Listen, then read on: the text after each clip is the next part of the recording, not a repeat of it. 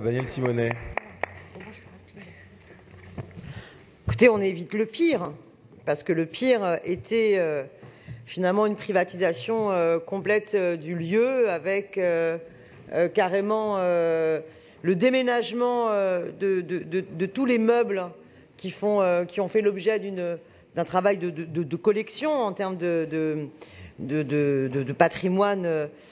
Voilà. Et ce joyau du XVIIIe siècle, on l'a laissé à l'abandon et on était prêt finalement à en faire un lieu événementiel pour manifestations privées d'entreprises du CAC 40. C'est dire où on en est arrivé.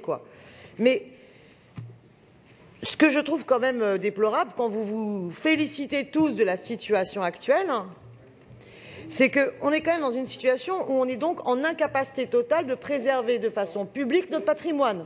Et on trouve ça finalement normal, c'est la norme.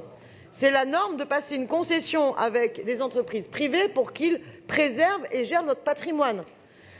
Donc on sait tous, par exemple, que nos écoles municipales sont dans un état catastrophique, il n'y a pas eu d'anticipation des travaux. Alors est-ce que dans un prochain Conseil de Paris, on va nous faire une concession pour que des entreprises privées gèrent nos écoles municipales?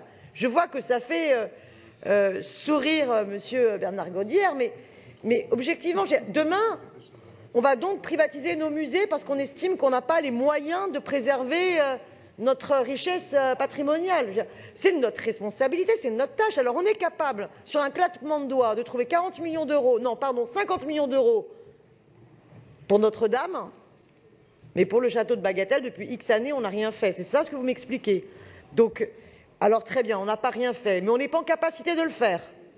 C'est quand même ça que vous m'expliquez. Le privé est plus en capacité de le faire.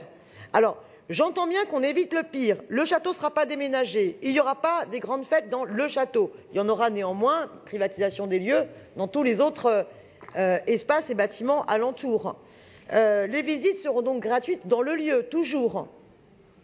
Ce n'est pas extrêmement clair dans la délibération. Je m'oriente vers l'exécutif pour qu'il me réponde. Est-ce que le lieu sera donc toujours accessible gratuitement à toutes et tous pour être visité?